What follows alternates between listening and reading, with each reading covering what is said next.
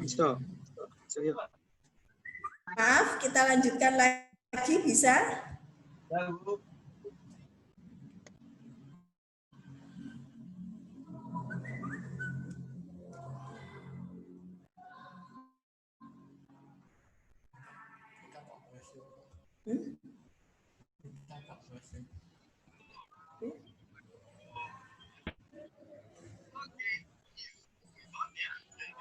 Maaf, bisa kita lanjutkan lagi?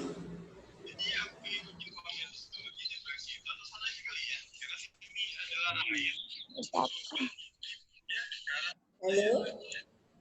Hai. Bisa. Bisa ya? Ya, Bu.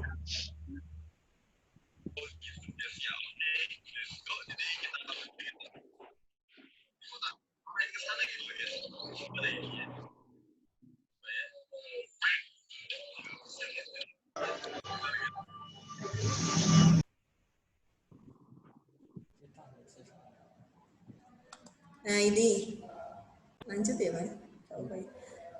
Kelima, kesalahan tersering dalam memasang masker.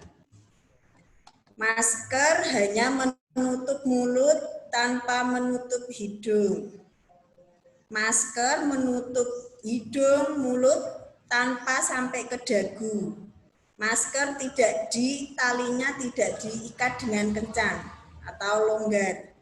Hanya menutup ujung hidung, tidak sampai ke pangkal hidung, itu juga salah.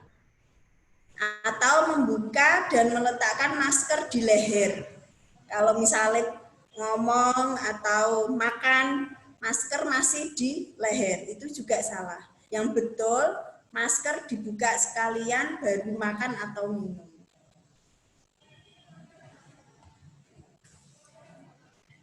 Nah ini, slogan kita harus maskermu melindungimu, maskerku melindungimu, maskermu melindungiku.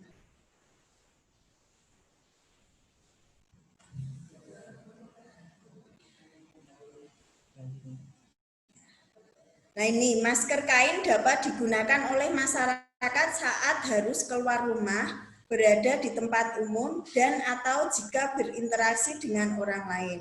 Nah, masker kain untuk umum dapat membantu mengurangi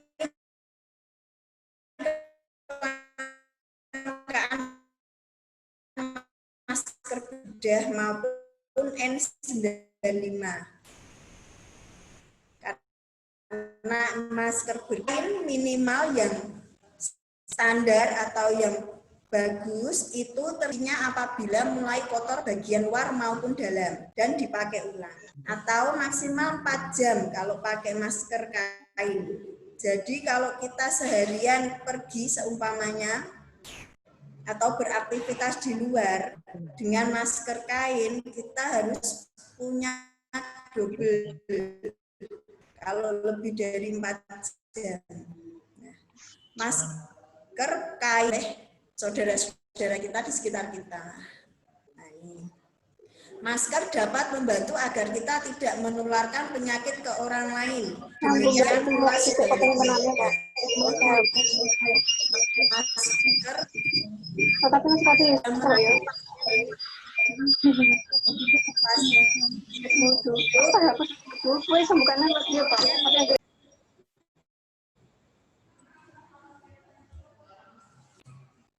Nah, ini ada anjuran Ikatan Dokter Anak Indonesia tentang new normal. Mengingat sulitnya menerapkan pencegahan penularan penyakit pada anak, maka disarankan untuk mengikuti anjuran berikut. 1. Saat ini, IDAI menganjurkan anak-anak untuk tetap berada di rumah. Makanya tidak ada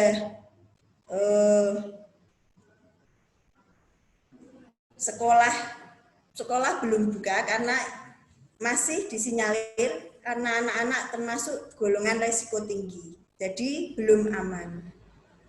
Setiap orang yang kembali dari aktivitas di luar wajib melepas dan membersihkan semua pakaian yang dipakai, kemudian mandi dan keramas sampai bersih sebelum melakukan kontak dengan anak. Kalau ada anak-anak di rumah, kita dari luar rumah harus wajib melakukan.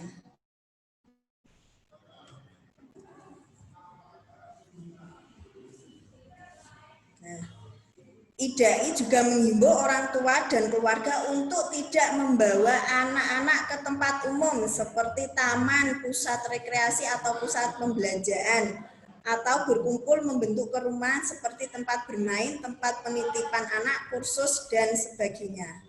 Jika anak terpaksa dibawa keluar rumah dalam keadaan mendesak, maka anak harus selalu didampingi oleh orang tua dan atau pengasuh distancing sejauh 2 meter. Anak usia 2-18 tahun dan orang dewasa dianjurkan menggunakan masker. Jika dirasakan penggunaan masker tidak bisa dilakukan secara maksimal, maka bisa ditambah dengan penggunaan face shield. Jadi face shield ini sifatnya menambahi masker yang tidak bisa digunakan secara maksimal. Bukan memakai face shield terus aman ya, tetap pakai masker. Nah, penggunaan barrier atau penghalang sesuai alat yang sedang dipakai saat bepergian seperti menggunakan kereta dorong dengan penutup anak di bawah usia 2 tahun.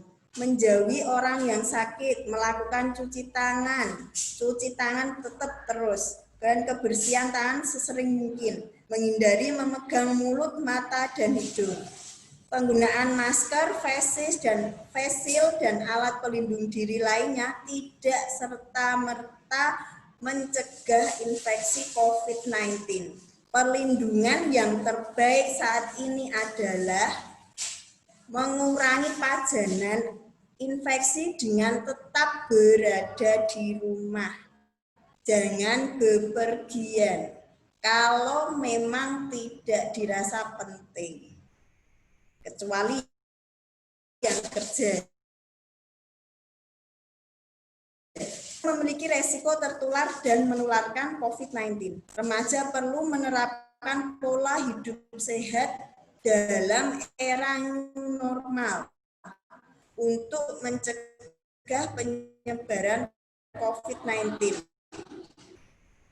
Kepatuhan dalam melaksanakan protokol kesehatan sangat dibutuhkan untuk orang bisa mematuhi protokol kesehatan yang ada dan memahaminya. Insya Allah penularan akan bisa ditekan. Terima kasih. Demikian, bila ada pertanyaan, kami kembalikan kepada moderator. Terima kasih. Assalamualaikum warahmatullahi wabarakatuh.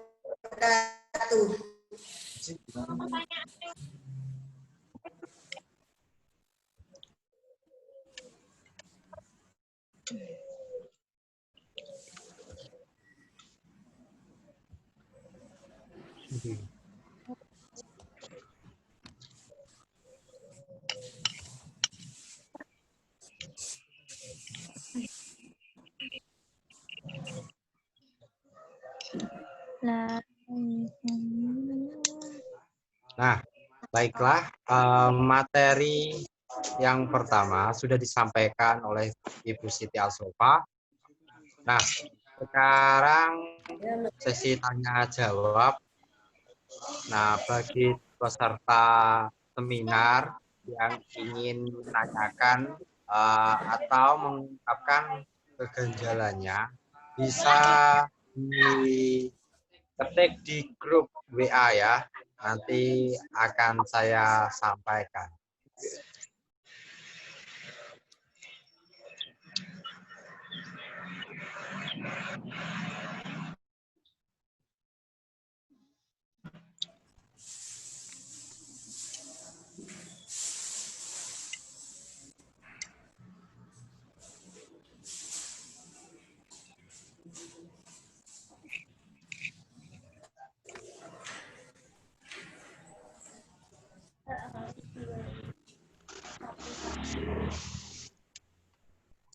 Bagi yang ingin bertanya, bisa langsung menyampaikan pertanyaannya di lewat Zoom.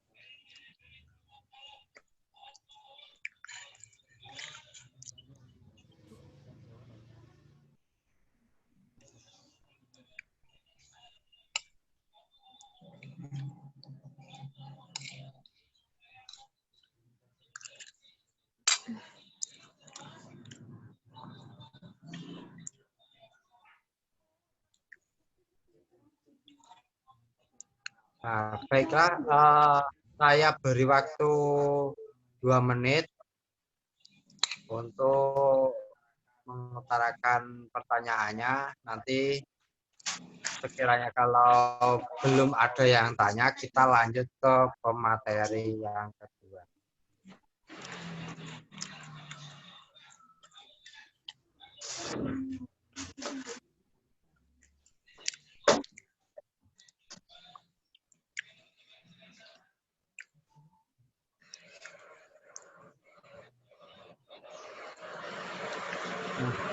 Baiklah, ini ada pertanyaan dari salah satu peserta seminar dari Rasif atau Najma. Tanya untuk Ibu Siti Asrofa. Virus COVID-19 sebenarnya sudah ada sejak tahun 1960. Pemerintah dalam hal ini tahun 1960 untuk mengadakan penelitian untuk menemukan antivirusnya, yaitu obat penangkalnya, dari Muhammad Saironi.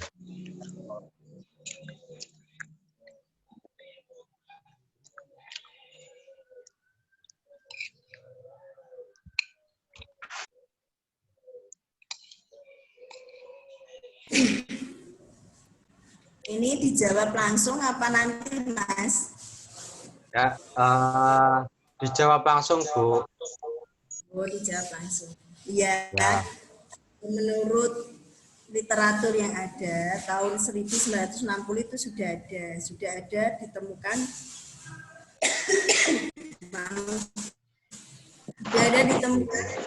virus, tapi dalam bentuk yang berbeda. SARS, MERS itu juga virus corona, tetapi di tahun 2019 ini jenisnya beda lagi, strainnya beda.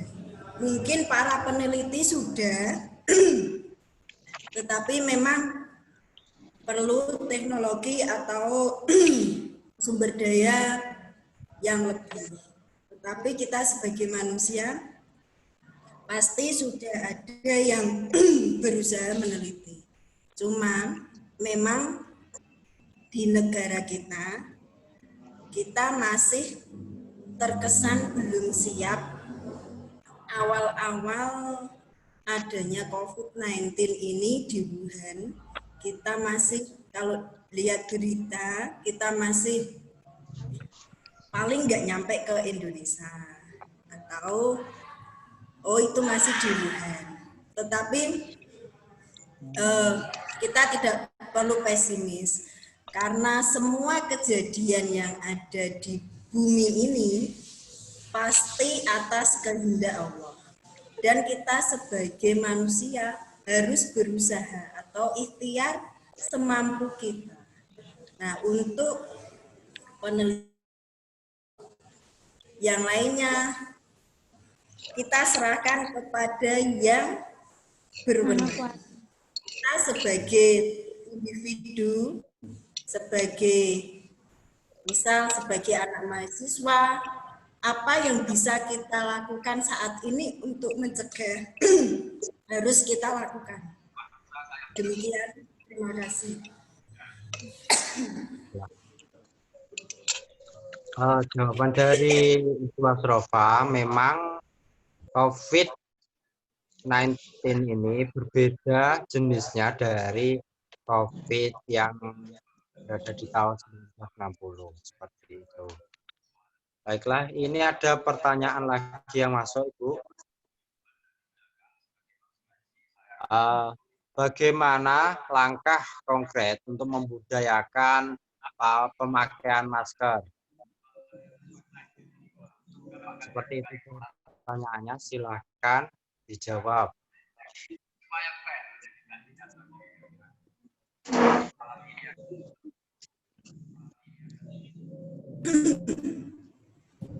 Mohon penjelasannya ya, Bu. Langkah konkret pemakaian masker. Ya. Oh ya, pemakaian masker. Misal kalau adik-adik punya masker kain, kita pastikan masker itu bersih. Atau kalau memang setelah dipakai, harus dicuci, direndam dulu dengan deterjen minimal 20 menit. Kalau pakai masker, kalau saya sebagai petugas kesehatan, saya pakai masker medis atau masker bedah. Ini namanya masker bedah, memang dikhususkan untuk tenaga kesehatan. Tapi di pasaran sudah banyak, bisa dibeli. Tapi yang dianjurkan untuk masyarakat umum adalah masker kain. Ini ada bagian luar dan bagian dalam. Yang bagian dalam jangan sampai tersentuh oleh tangan kita. Kecuali tangan kita memang bersih. Kalau ini masker baru, jangan sampai menyentuh yang bagian dalam. Kita pakai mulai dari pangkal hidung sampai ke dagu menutupi. Kalau masker adik-adik tidak menutupi dari pangkal hidung sampai ke dagu atau gawing, cuma gawing, itu tidak standar atau tidak direkomendasikan. Ya. Yang bagus itu menutupi.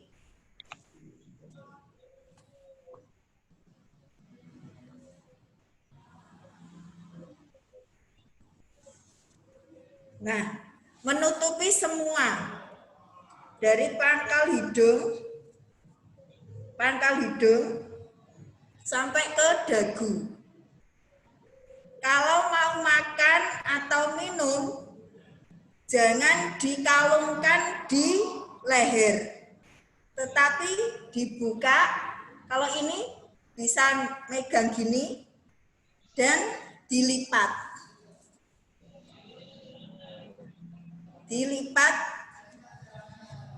Jangan sampai yang bagian dalam tersentuh dengan tangan setelah megang yang bagian luar. Kalau masker kain langsung seandainya nih makannya mau makan harus dilipat atau diplastiki dulu. Tetapi kalau memang ada yang baru, misal ada gantinya, pakai yang baru lebih baik. Demikian penjelasan dari saya, bisa diterima, Mas? Ini pertanyaannya dibuka sampai berapa ya?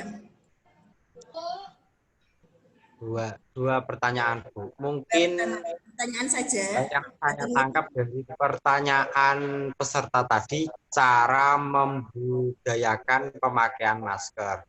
Oh, membudayakan. Ya, seperti itu. Cara membudayakan pemakaian masker bisa dimulai dari diri kita sendiri sebagai individu. Setelah diri kita, orang yang terdekat dengan kita, misal keluarga, misal keluarga, ada ayah, ibu, adik, kakak, saudara-saudara terdekat.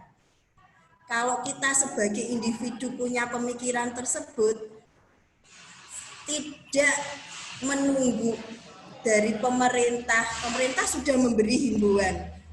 Iklan sudah bertebaran. Poster sudah ada. Setiap menit iklan di TV pasti COVID-19 terus. Masker gratis sudah dibagikan. Tetapi untuk membudayakan kita untuk memakai itu harus dimulai dari niat. Niat kita harus kuat. Setelah kita punya niat, ajak keluarga kita yang terdekat. Pakai masker kemanapun. Itu menurut tips dari saya pribadi. Kalau kita sebagai pribadi sudah mentaati dimanapun, insya Allah kita bisa dan kita bisa melalui pandemi ini bersama-sama. Demikian. Baiklah, terima kasih atas jawaban dari Ibu Asrofah. Semoga jawaban apa yang disampaikan Ibu Asrofah bermanfaat bagi kita semua. Kita lanjut ke pemateri yang kedua, yaitu dari Bapak Sanusi MPDI. Waktu dan tempat saya persilahkan.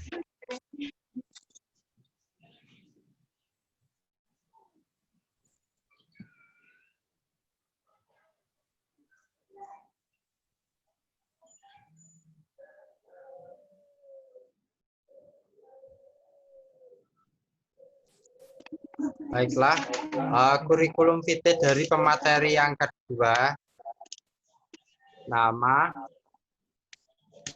Sanusi MPDI, tempat tanggal lahir Cirebon 12 Januari 1988. Pangkat atau golongan penata atau 3C.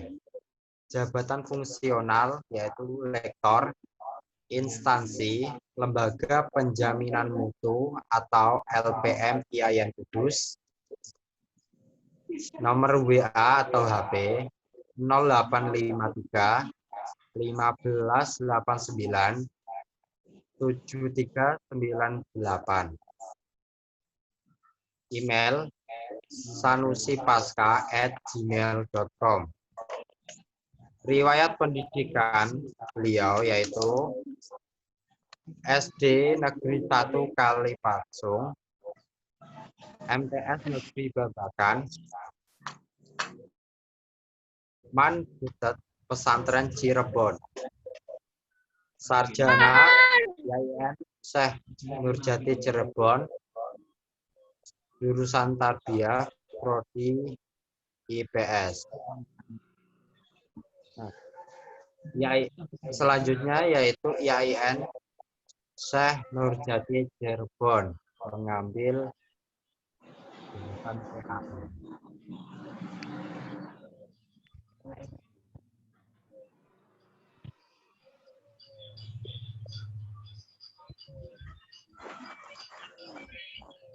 Silakan Bapak Sanusi menyampaikan materi.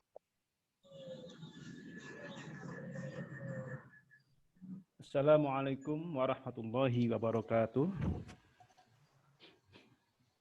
Apa terdengar suaranya, Mas?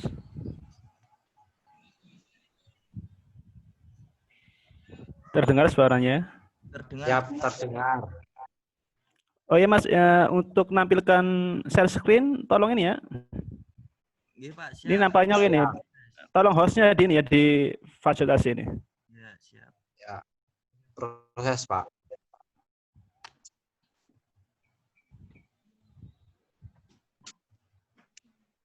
Sampun, Pak.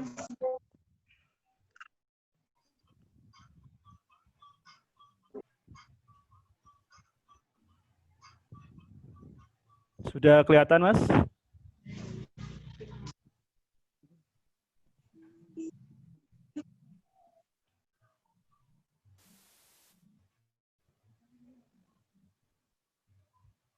Halo? Oke, sudah Pak. Oke. Oke, saya ulangi.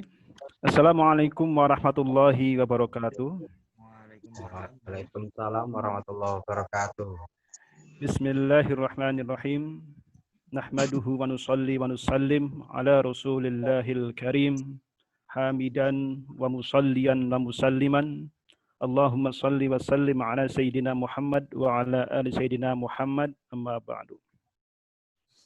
Bapak Ibu sekalian, sini tentu yang kami hormati Ibu Asrofa, Siti Asrofa, sebagai pemateri kita yang pertama, juga adik-adikku sekalian dari peserta KKN IAIN Kudus Posko 12 khususnya. Dan di sini juga nampaknya ada bapak-bapak dari mungkin dari beberapa sekolahan nampaknya yang kami hormati pula. Puji syukur marilah kita panjatkan kehadirat Allah Subhanahu wa taala atas limpahan rahmat dan kenikmatannya sehingga pada kesempatan siang yang berbahagia ini kita dapat bersama-sama bersilaturahim dalam acara seminar online yang diselenggarakan oleh teman-teman kelompok KKN IK Posko 12. Mudah-mudahan bisa memberikan manfaat kepada kita semua. Amin. Amin. Salawat serta salam semoga tetap tercurah limpahkan kepada junjungan kita Nabi Muhammad ibni Abdullah Muhammad Rasulullah Sallallahu Alaihi Wasallam yang senantiasa menjadi uswatun hasanah dalam setiap gerak dan fikir kita. Teman-teman sekalian, pertama saya mohon maaf yang sebesar-besarnya karena tidak bisa menampilkan videonya karena error. Inilah salah satu di antara kelemahan kita ataupun kendala-kendala yang kemudian tak terduga, khususnya kendala teknis. Sehingga kami mohon maaf atas segala kekurangannya, kami mohon maaf atas segala keterbatasan ini. Dan mudah-mudahan tetap tidak mengurangi semangat kita untuk bersama-sama tholabul ilmi.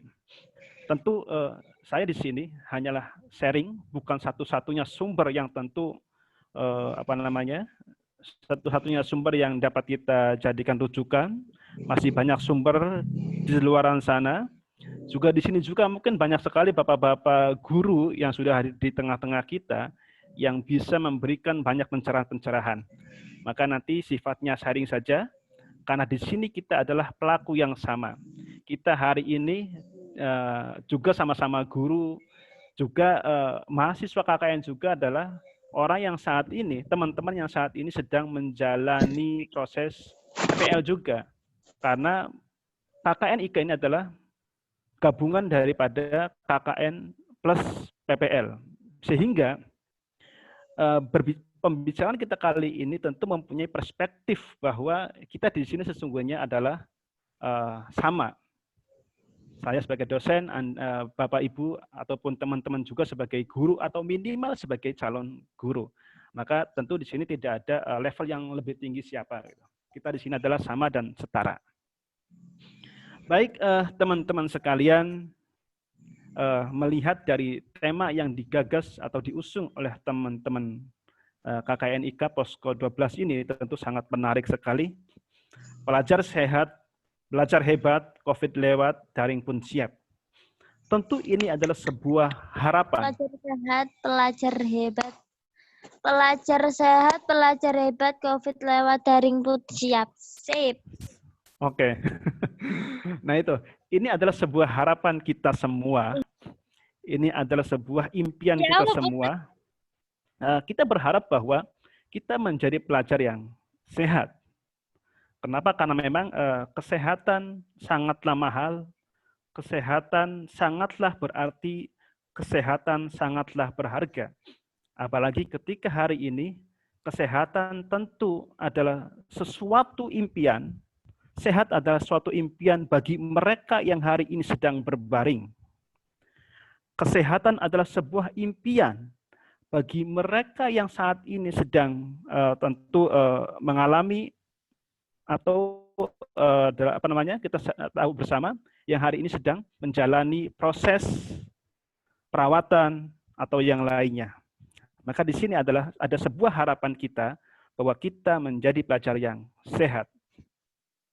Kemudian kita juga mempunyai harapan, mudah-mudahan kita menjadi sebagai pelajar ataupun mahasiswa yang hebat. Kenapa kemudian kita seperti itu? Karena ada tantangan-tantangan yang sungguh luar biasa, tantangan-tantangan yang sangat hebat sekali di depan kita, yang kemudian dialami oleh para pelajar kita hari ini. Tantangan-tantangan itu tentunya kita rasakan bersama. Betapa sulitnya kita menjalani hari-hari sebagai seorang pelajar. Yang biasanya kita setiap saat mudah saja untuk bersama-sama teman, untuk belajar bersama, untuk diskusi bersama, tetapi hari ini kita serba terbatas. Maka kemudian harapannya dengan kita melewati masa-masa seperti ini, kita adalah sosok tangguh, pelajar yang hebat. Tentu harapan berikutnya adalah COVID segera lewat dari bumi ini, khususnya Indonesia dan sekitarnya. Maka kemudian di sini ada sebuah tawaran dari teman-teman bahwa apapun yang terjadi, kita tetap sehat, kita tetap menjadi pelajar yang hebat, dan juga kita tentu siap untuk melakukan pembelajaran daring. Itu adalah sekilas mengenai tema kita pada kesempatan kali ini. Mudah-mudahan ini pun menjadi topik diskusi kita berikutnya.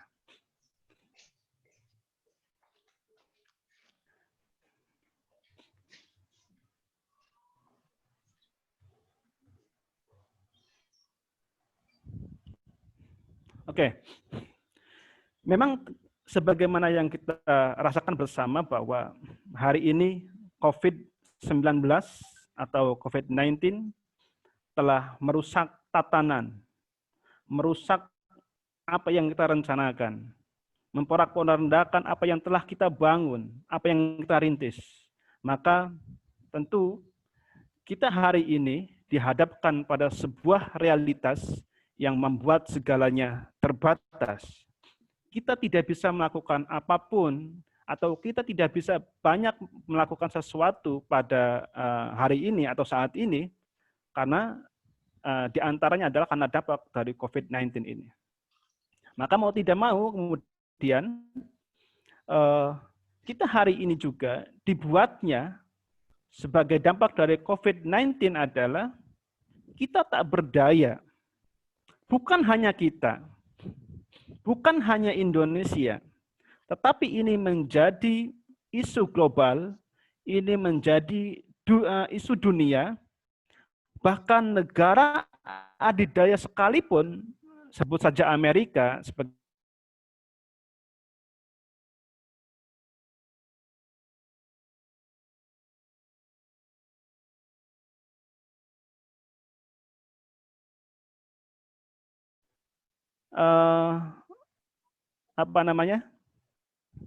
kecicir. Semuanya dibuat tak berdaya. Dan ini adalah sebuah badai besar yang tentunya tidak pernah terbayangkan sama sekali. Kita tidak pernah membayangkan hal ini terjadi. Kita pun pun tidak pernah terpikirkan bahwa akan ada sebuah makhluk yang bernama virus corona ini yang kemudian merusak tatanan kita sebagaimana yang kita rasakan hari ini. Semuanya serba dadakan, semuanya serba tak terduga, dan kemudian berujung pada ketidakberdayaan kita. Bukan hanya kita, tetapi juga mereka. Bukan hanya Indonesia, tetapi dunia, juga negara adidaya sekalipun.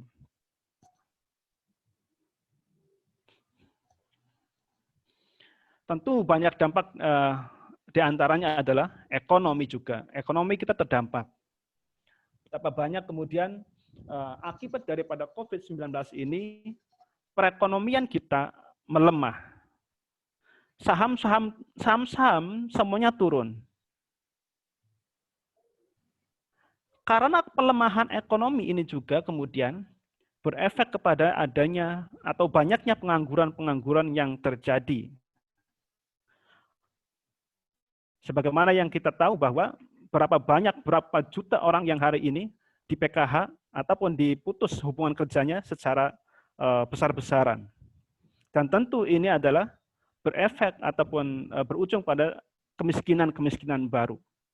Betapa banyak kita ketahui orang yang kehilangan pekerjaan hari ini, orang yang merasakan dampak-dampak hari ini, khususnya di beberapa sektor, diantaranya adalah bagaimana kemudian perhotelan tutup, pariwisata tutup, perdagangan juga tutup, yang semuanya merasakan imbas daripada dampak COVID-19 ini. Maka ketika kemudian pengangguran dan kemiskinan itu banyak terjadi, maka berikutnya adalah tentu banyak sekali level kesenjangan sosial semakin meningkat, yang kemudian berujung pada adanya atau meningkatnya tindak kriminalitas. Kemudian kita juga mengalami atau ada dampak budaya yang kita rasakan, di mana hari ini kita banyak sekali merasakan adanya perubahan-perubahan kebiasaan, tadi yang disebutkan oleh Ibu pemateri sebelumnya, ada kita memasuki ke era new normal, kemudian kita pernah memasuki kebiasaan yang baru dan sebagainya. Termasuk kemudian dampak politik. Kita juga efek daripada COVID-19 ini juga muncul ketidakpercayaan masyarakat kepada pemerintah. Mungkin ada anggapan bahwa pemerintah dianggap lamban, pemerintah dianggap tidak responsif, dan lain sebagainya. Nah, itu tentu beberapa di antara dampak daripada COVID-19. Tentu banyak sekali dampak-dampak yang lainnya.